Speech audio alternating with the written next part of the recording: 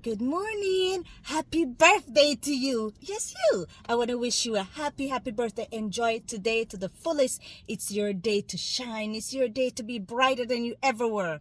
Yes, you're getting a little bit older, but we all are. And that's the beauty of life. That is cycle of life. And we're just going with the flow. And I want to wish you a happy birthday. All right, guys. Now that's out the way. So I was reading that Starbucks, I'm not a coffee drinker. I rather tea, morning, noon, and night. I can drink tea. I'm a tea drinker. I don't know, maybe it's because I'm from Jamaica. We all drink tea. Everything is tea. So I'm hearing that Starbucks has decided or introduced uniform to its its employees or the baristas. And they're supposed to now wear black shirt, whether it's crew neck, button down, round neck, whatever, but a black shirt along with a black pants, a denim or khaki.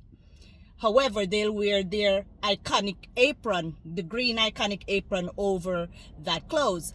And because of that, the barristers they decided to strike. They're on a strike because they're saying they didn't get an input into this decision of this uniform changing. And it's an uproar, every people talking about it. And Starbucks is saying they want to give the customers a uniform experience, familiarity. And the barristers are saying they're changing this because they can't get, it's changing who they are, their individuality. Maybe if they want to dress perky or whatever, just dress. While others are saying it's nice because they don't have to guess what they're gonna wear today to work. They just put on a black shirt. However, to make it easier, if people are saying that it's gonna be expensive or it's gonna cost them money to buy this, Starbucks is offering them 2 shirts, logoed or whatever shirts, so that they could wear. And most places, corporate, you have to dress appropriate, right? And companies, especially chain, like these chain companies, Starbucks, McDonald's, they also allow or they give their employees uniform to wear. And once you see the uniform, you can tell it's that they work there. I've gone into store and I have to look at people's clothes to identify if they're worker. So the other day I went to a store and I'm asking the gentleman because I saw a tag like around his neck, and I'm like, excuse me, sir, do you work here? And he says no. And I felt kind of embarrassed because it's like I'm looking around like I'm profiling kind of thing. But if you're in that uniform, it will identify who you are. Same thing with children going to school. It identify who you are with school you go to. It brings collective, like oneness. But then again, they're saying that it's changing their identity. And I could see that as well. But you can show your identity in your hair probably. If you want to wear your hair in color. If you want to put something in your hair to present who you are. Some people may say makeup, but sometime in settings like that, you could use makeup as well. Or maybe put a pin on. I don't know what they will accept, but that's their company. And it's when you go and work, I would believe it's at will employment, right? You don't have to stay there if you don't agree, but then you have a voice. I think they have union. But then again, yes, they have a union. And then they're gonna like put a lawsuit out, but wouldn't the green apron they have to wear be the logo kind of thing? Anyway, I don't know. What are your thoughts, guys, on this coffee Starbucks issue? Let me know in the comment section. Without further ado, we're gonna be listening in, because yes, I know you're waiting. We're gonna listen to another War of the Roses, aired on 103.5 KTU with Hollywood Hamilton and Marie, brought to you by me, Rowena Explorer, saying, come on in, guys. Woo, yes, you. I know it's your birthday, but you can start it off with a bang. Here we go.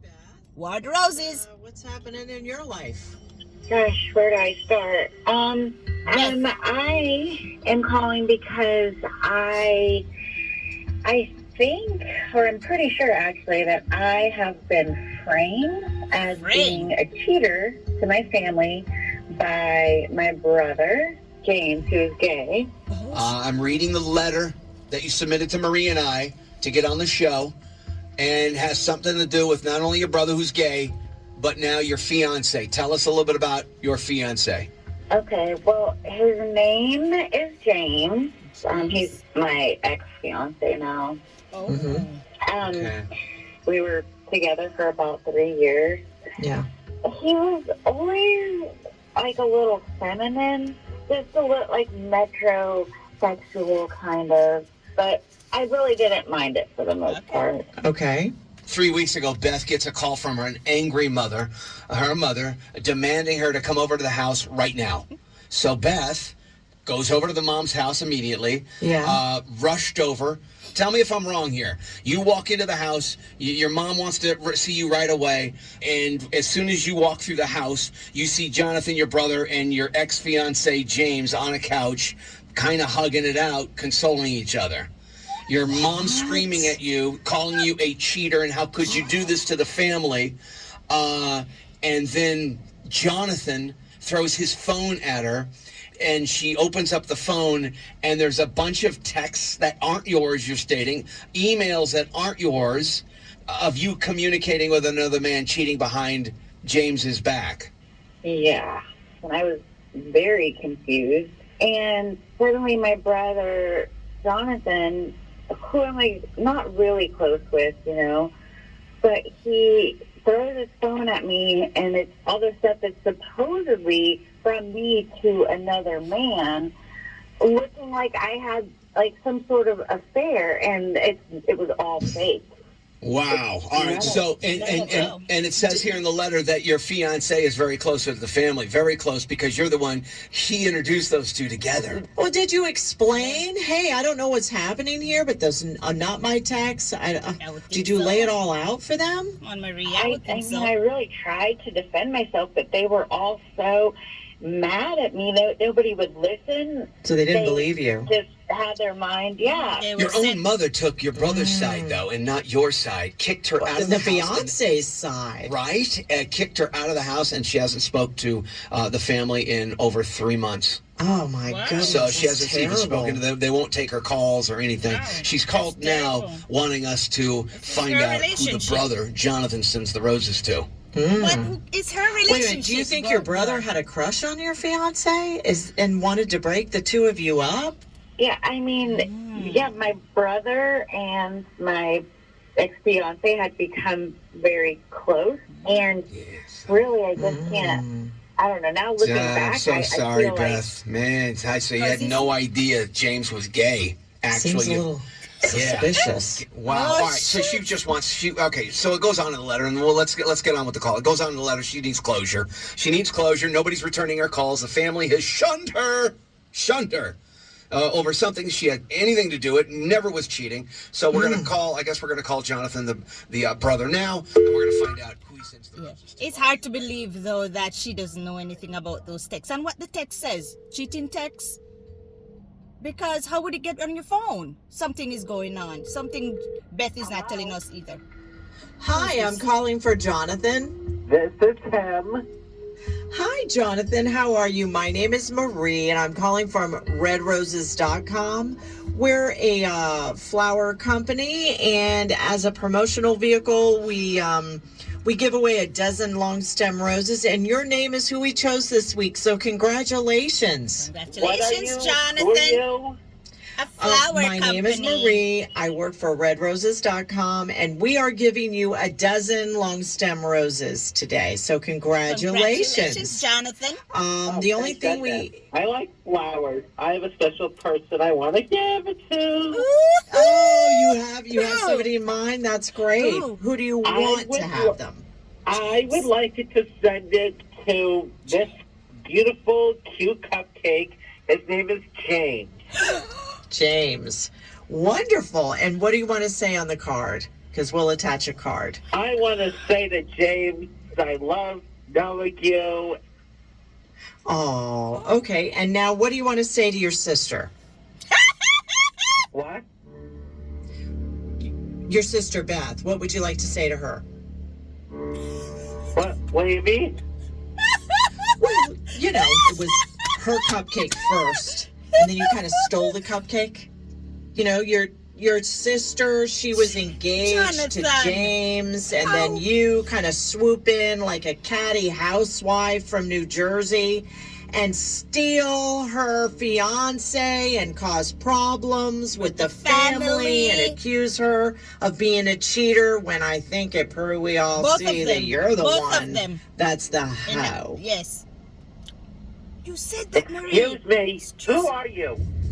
You must know, right? He has to. He knows Oh what my he's doing. Little instigator. Mm-hmm. Yeah. We're talking You're about probably you. wondering. You're probably wondering who I am at this point, right? Yes. Jonathan, my name's Sean Hamilton. I'm a radio personality on WKTU in New York City. Oh. Yeah. Yeah. Your sister Beth, she's been on the phone the entire time. She listens to us on the iHeartRadio app. That bitch. What? You're on a cheater show called War of the Roses. Marie is not with the Rose Company. Marie is with this radio show, and we know what you're up to. Oh, Mother, you told her that I cheated? I can understand that you guys fell in love, okay, and that would have been hard for me, but to lie to Mom, knowing what you had done? Jonathan, what's your deal? What's your deal? Why would you do this to your sister? Why would you frame your sister? Because he wasn't getting anything from her, any affection, any love, any attention, and I was giving it to him, and I blamed her because I didn't want my mom to be disappointed on how I fell in love with James. So you threw me under the bus instead? Yes, Beth. Absolutely. You've done it my entire life, thrown me under the bus. Oh, So it's boy. payback? Sibling rivalry. Right, Jonathan, you're a little bitch. What about You are. You've always been jealous of me since we were kids. But this is an all-time Ultimate. Yes. low. I will never It's forgive unreal. you for this. Okay, all right. Okay. You've destroyed the family. I mean, this whole family dynamic Yes. now is destroyed. Well, not only Now- that, Marie, but the letter, there's more to the letter here that I haven't read. Beth and the mother were close before this. Yeah. This is horrible. Just because you wanted to steal her fiance. Are the two of you together? We are together. We are happy and we are in love. Thank you so much. Okay, all right. This is unbelievable. I mean, no Crazy. remorse, Yeah. no amount of guilt. This is your sister. This is your family. All right, so I Beth, can't. here's I know I can't either. Beth, you called us for a reason. We got down to the bottom of it. It is Jonathan. It is your ex-fiance James together. Last words, Beth. Go ahead. Now I know, and now I have the proof that I need so that my bring to the family family. will finally understand that I was not lying. Oh. Yeah, we'll give you the tape. Yes. You got the We'll audio. give you the tape. You play it for your parents. Exactly. Oh, Exactly. you know. Oh, isn't that nice, potty F mouth? you. Okay. Ooh, can't wait. be good on this one. Yes. Can't even imagine what that's gonna be.